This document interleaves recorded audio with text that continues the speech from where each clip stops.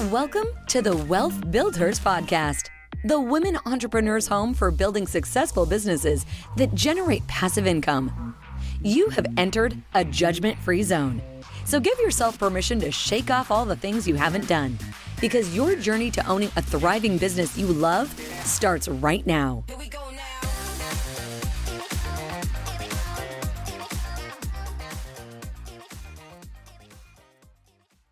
Welcome to the show, everybody, and thank you so much for joining us. Today, we have with us Miss Lexi Sims, and Lexi is going to tell us all about her career, and the great things that she is doing as a female entrepreneur. Welcome to the show, Lexi.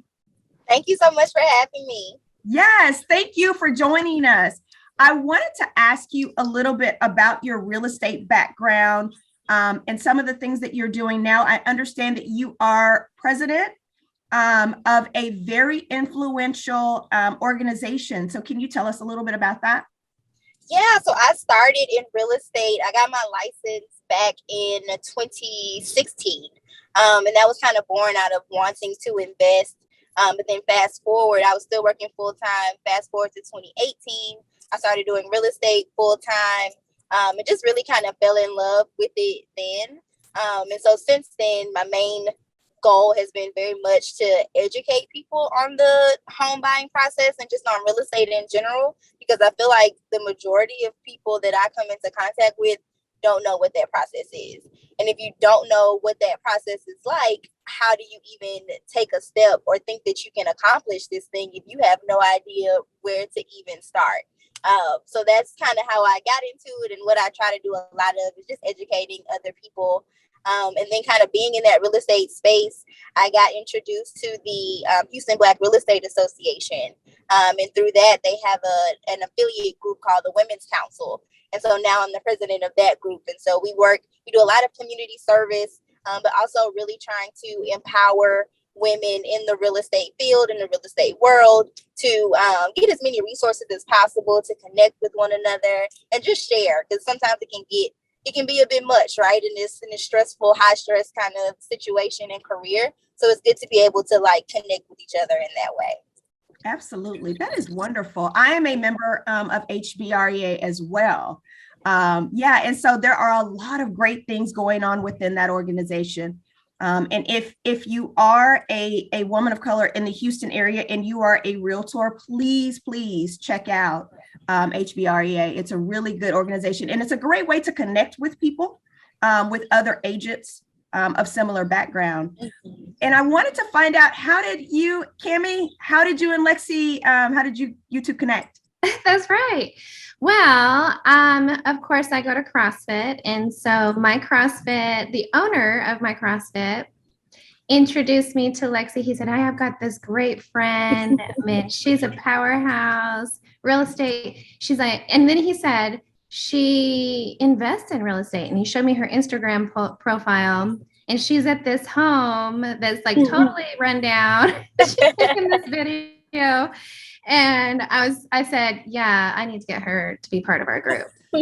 and I love diversity. I think we all need each other. Everybody brings amazing things to the table. And so that's what I want from my women's group is people with all kinds of different backgrounds and all kinds of different resources and different talents, and everybody just come together as a community. So when I saw that, I was like, I need to connect with her. And of course we've been busy. So I would have done more. I wish I had more time. I would do more with you, but we still have a bright future in front of us. For sure.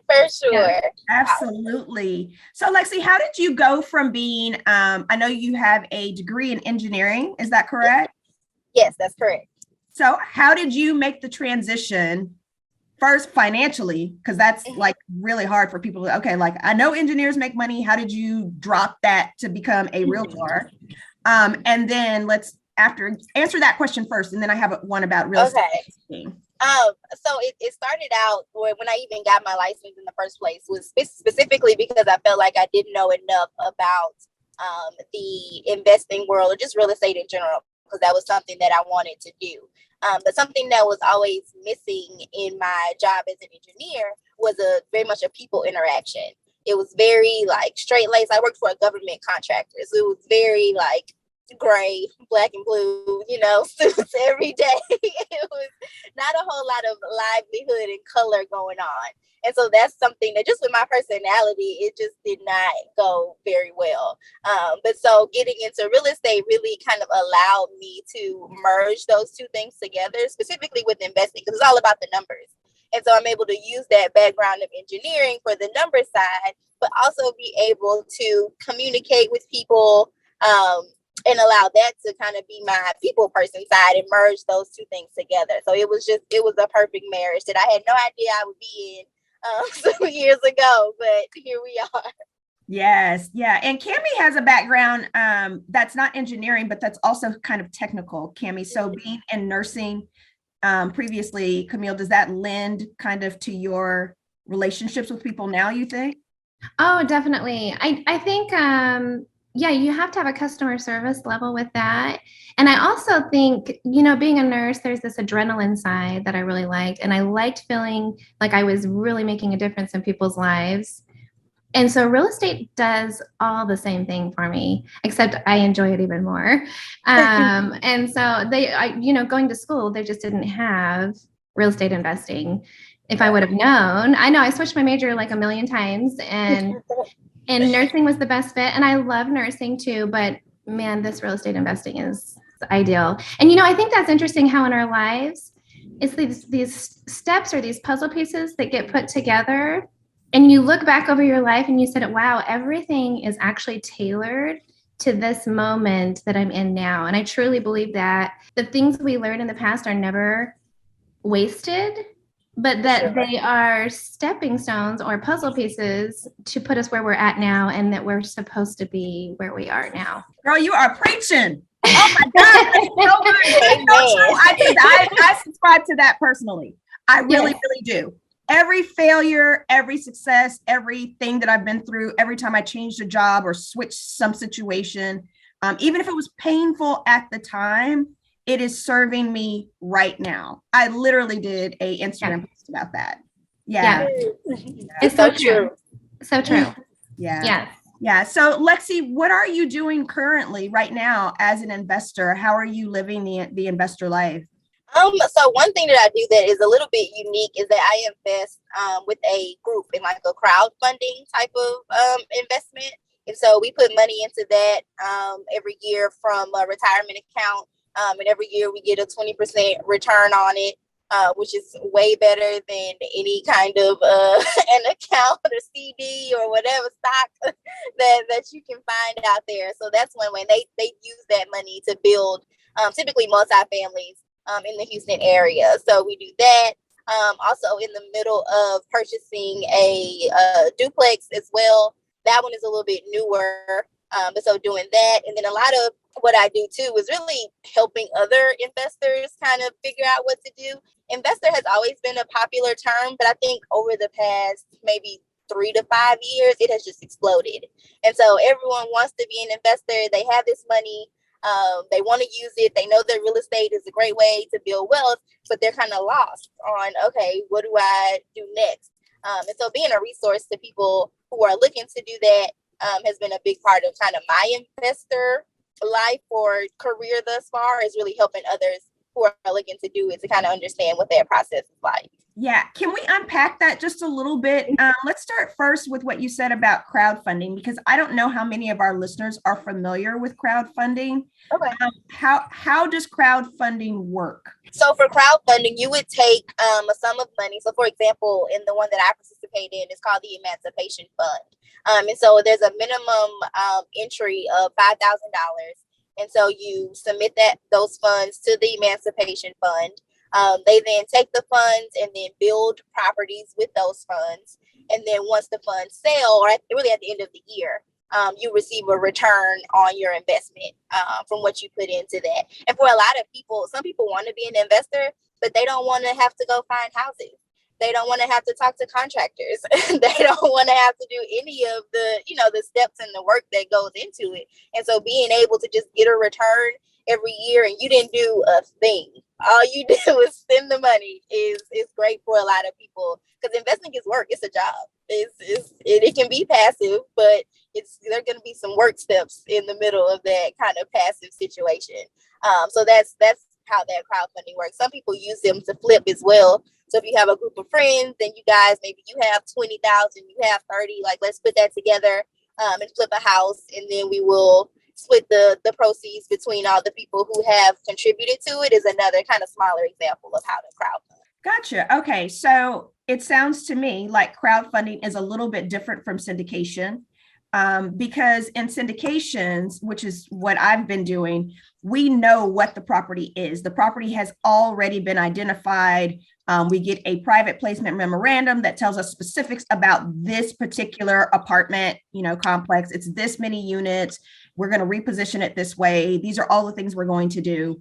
And so as a passive investor, I may put 50,000, like those have a very high bar. A barrier to entry is pretty high. So I've done as much as 50,000 and then sometimes 100,000 for these different deals to get in. And so, but again, they are specific properties. For crowdfunding, is it a fund that is purchasing various properties, and you may not know what property, you just trust that it's going to fit a certain kind of recipe and that you're going to get a return, although no return is ever guaranteed on any. Right. But you don't necessarily have a specific property that you are. That's correct. So, and I've seen it be done different ways. But for the one that I participate in, there is no particular property. There's multiple properties that are being bought, built, sold, flipped.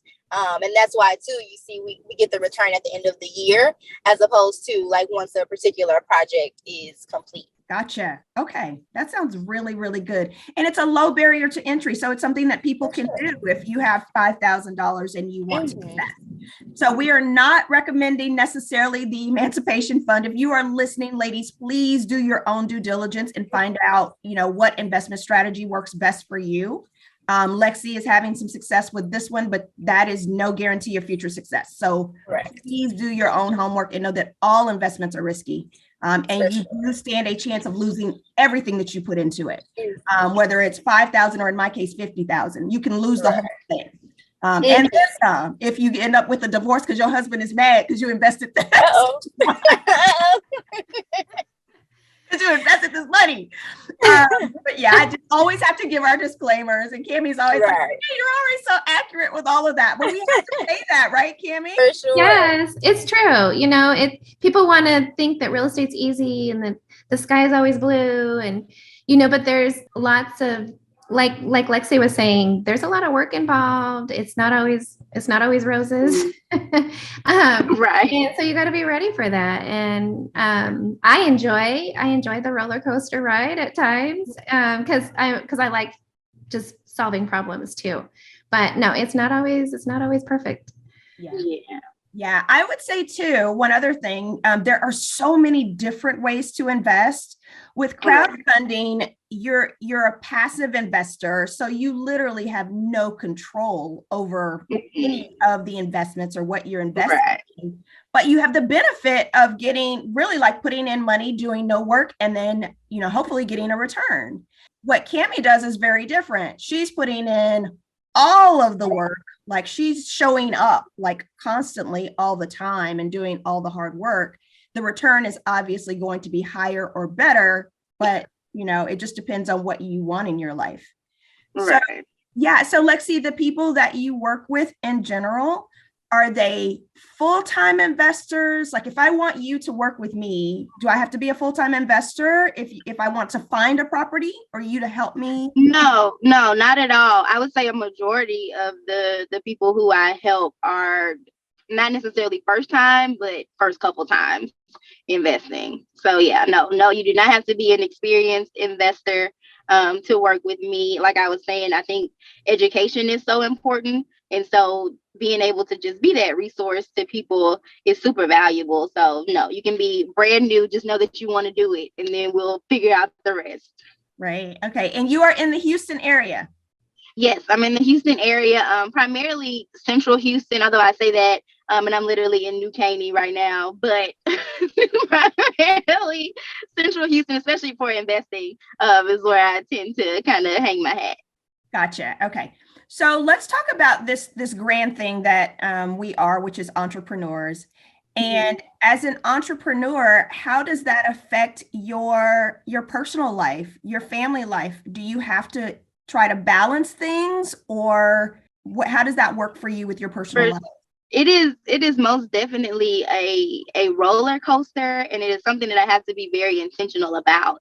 I can become very laser focused on things, and I have to remember, like, okay, no, you have a husband, like you have to talk to him too. Like, you have to balance work and play and family and everything else kind of in one. And it is a daily struggle and a daily thing that I have to do intentionally, because if not, it's like you get so burned out easily. Every day is sometimes at the end of the day, I'm like, wow, a lot happened today. Like, so many things happened today that I had no control over, but we made it, right? And so you get up the next day and you're ready for whatever to kind of come at you again. Thankfully, I am very, very rooted in faith. I don't know how people do it without it, because I would probably lose my mind if not for that just grounding to keep me afloat. So definitely. Yes. And it sounds like you have a lot of irons in the fire. So you are a wife, you are a realtor who represents clients, you're a real estate investor, you're the president of the Women's Council for HBREA. Yes. And you are a CrossFit self-care guru. Sounds like you're doing. So let me not get on here and tell a story. I don't go to CrossFit. Oh, okay. Camille is the CrossFit queen. Okay, I don't go. I should go to CrossFit, and I keep saying I'm coming. It's just a little far for us to come out there and be consistent. But I am not the CrossFit lady. Yeah, I did find her through my CrossFit owner. Gotcha. I heard you say that. So he connected us. You guys were at the same gym. Okay. All right. Gotcha. Okay. Well, all the other things that you were doing are true. So, yes. She does exercise, because I do. When I called her the first time, I think she was out on a track running. Are you a track person? Yeah, exactly. Right. So I do. I try to run at least a few times a week. So yeah, the first time we did talk, I remember I was out of breath, like talking to you on the phone. Child, okay. Oh no, I can't. She's a runner. Abide running in Houston heat. Oh my God! It has to be early in the morning. If it's after like 7, it's not happening. Not happening. Oh my gosh. Well, that is all good. So as far as passive income is concerned, are you building a team for your real estate business, or is your passive income just sort of coming from real estate investing at this point? A little bit of both. So one thing that I really want to do, so it has never been my goal to be an agent who has a whole lot of clients. I just want good clients, right? And so I also don't want to be a 60-year-old still going out and showing houses.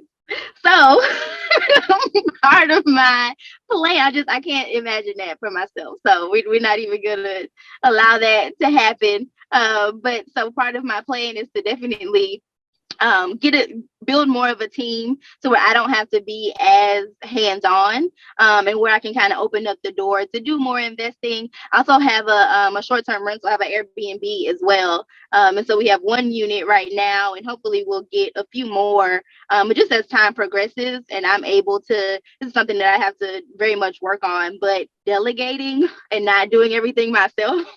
As I'm able to get better at that, I really want to do some other things. There's just so many things out here to try and do. And so why not? Like, just try them out.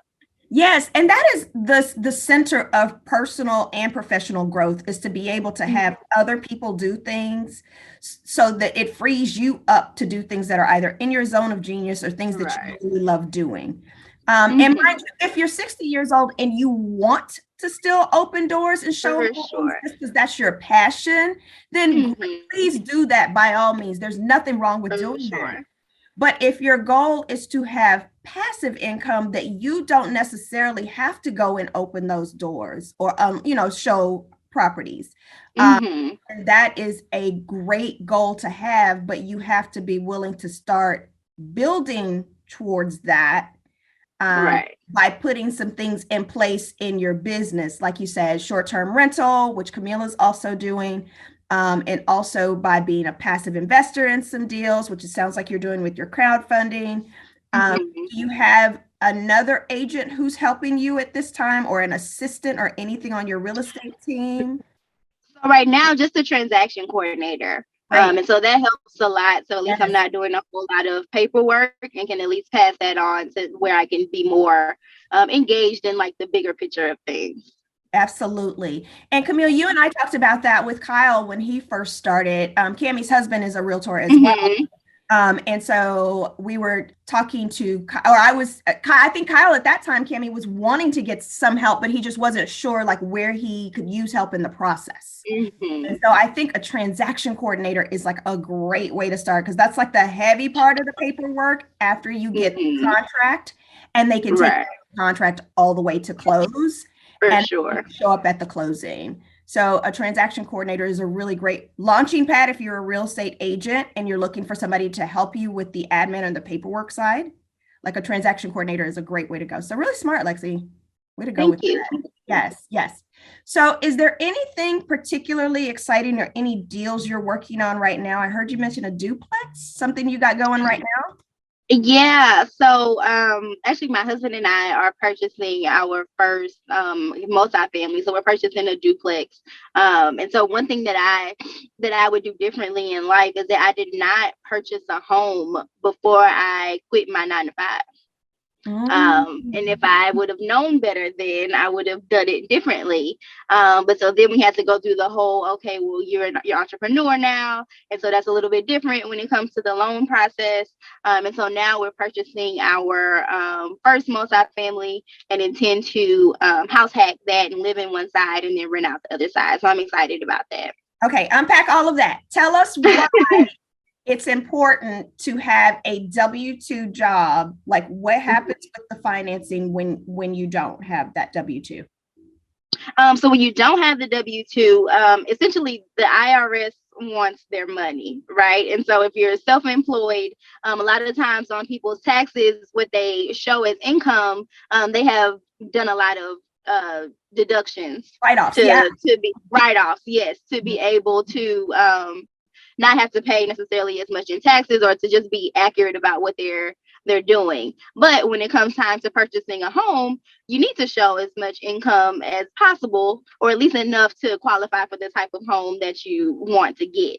And so versus with the W-2, where the taxes are coming out every check that you get, with a career like real estate, there are no taxes coming out. And so you essentially need to make sure that in the eyes of the IRS, you are in good standing and have paid taxes on the funds that you have accumulated over at least the past 2 years.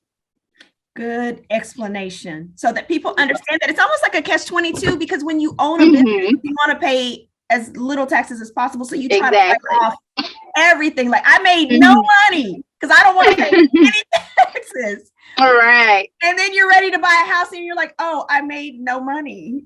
And the lender is like, but you have no money. Right. Money. Exactly. Yeah. Yes. And they do have like entrepreneur loans.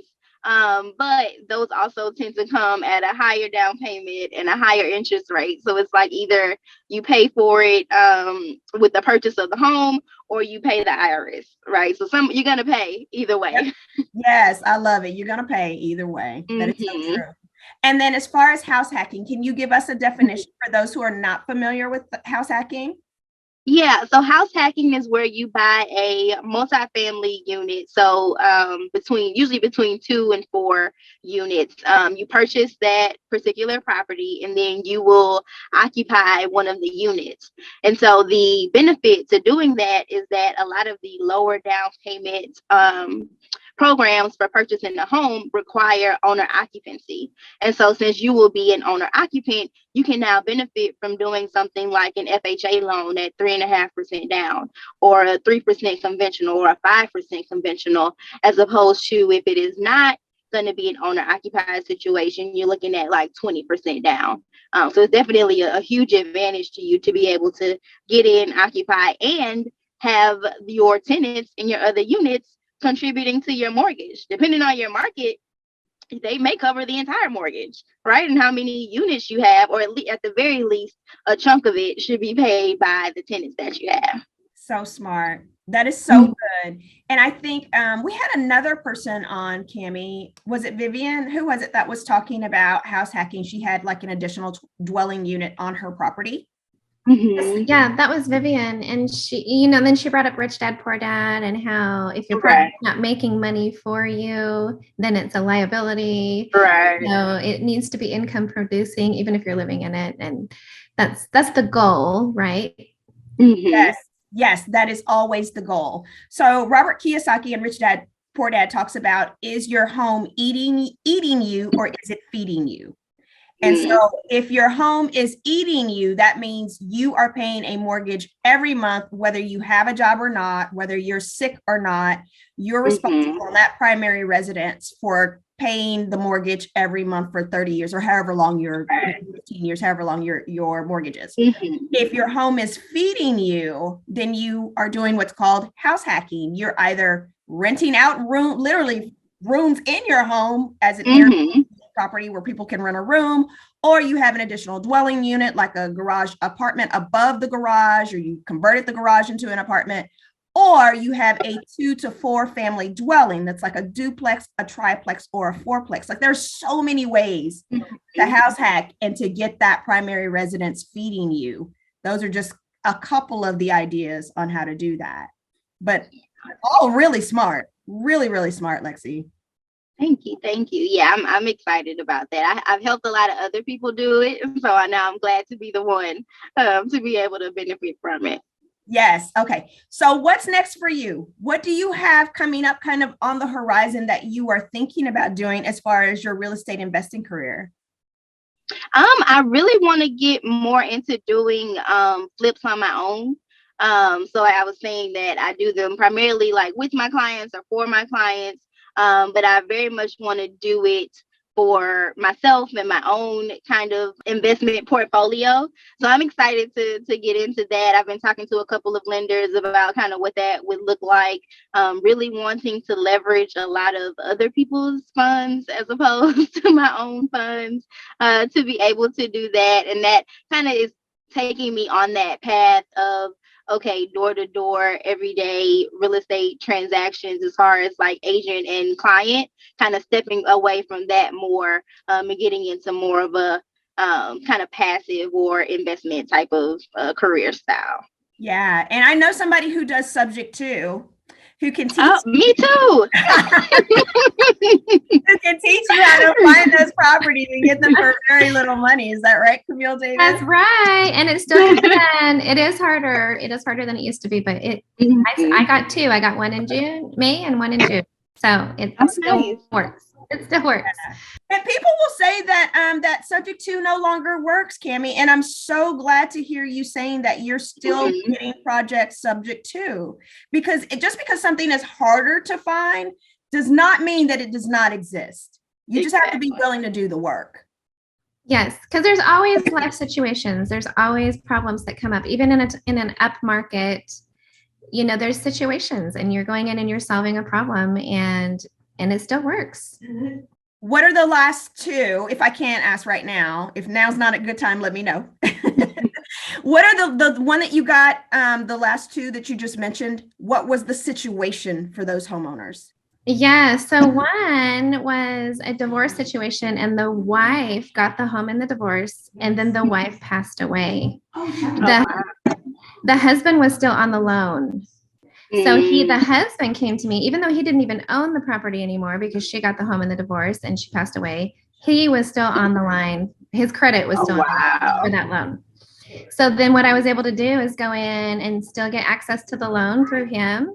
And then the son, who was now 20, was now the owner of that home. So the son signed it over to me, but I still had access to the loan. So it still works. Like that was. So there was a divorce, and then you had one other one. What was that one? The other one was she didn't live in the home anymore, but it was her primary home when she first got it. And then she got married and moved into the home with her husband. And the other home, she rented out the home that her name was on the mortgage on. And then quote, COVID happened. Her husband died. And yes, he passed away, but she inherited the home that he was in. And then, but even with that, the husband made all the income and she had no income. Even though she had assets, she had no income. So she was not able to pay the mortgage on the home that she was living in. And so I was able to come in, take over that loan, get it rented. And I paid her, she had a lot of equity in that property. She could have just turned and sold it, but she did have a family member living in there. So that I let the family member stay. And I came in and gave her $30,000 and she had 100 and something thousand in equity, but she just needed a quick fix and she was behind and she was happy. She was happy to keep her family member in there and move on. So it still happens, right? There's still situations. Yeah. And as long as life happens, a subject to can happen. Yes. Right. Exactly. Right. And how do people find you, Camille? Yes, I am on Instagram and I think it's Camille Loves Real Estate actually, or Camille. But anyway, but then there's Facebook too. Camille Andrus Davis, just my personal. We are actually creating KC Living is our new website. It's for Kyle and Camille, or Kyle and Cami.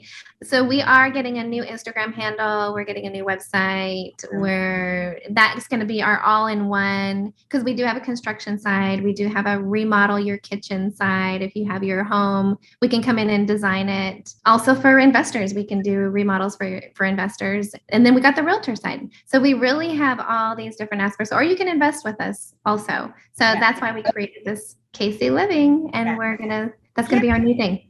I was asking, how did the people who were in trouble, how did they find me? Oh, sorry, I didn't got that. Yes, I went off on a whole different thing. So I actually find them most of the time. So one of them was a Facebook marketing thing that I did, and she found me on Facebook. The other one, the husband is actually renting a home from me because the wife that got the home in the divorce, she was behind on the loan all the time. So his credit was shot because he's on the loan. So before she passed away, she was never paying her bills. She was never on time. She would do loan modifications and then get behind.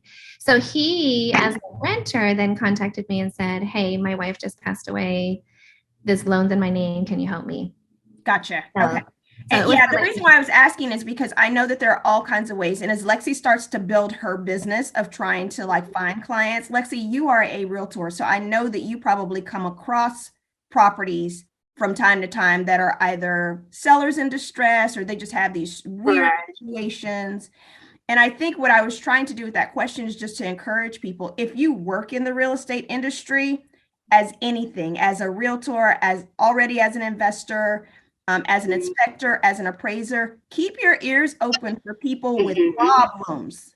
Right. Because when you hear the problem, you can be the solution. Like if your head is thinking that way, you have to be thinking that way though.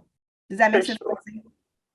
Yeah, for sure. Because if not, you could have a deal right in front of you and not even recognize the potential for them, for you, for everyone to kind of get what they need out of the situation if you aren't kind of thinking in that way.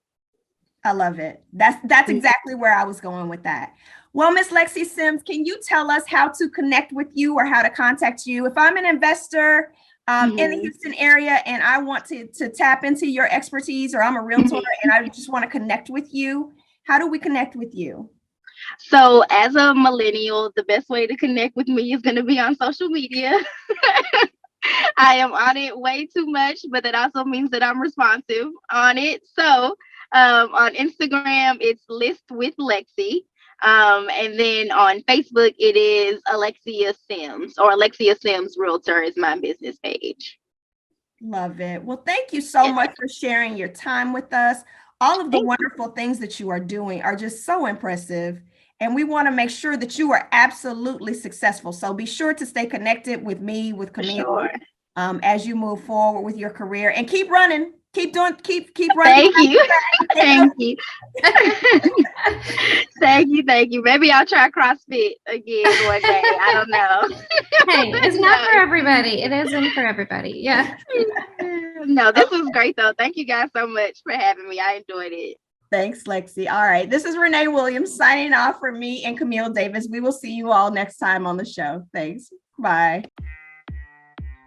That's all for this episode. Come back soon for more tools, resources, and great stories from successful women entrepreneurs. We believe you absolutely can build a business you love and have passive income. Until next time, thank you for listening.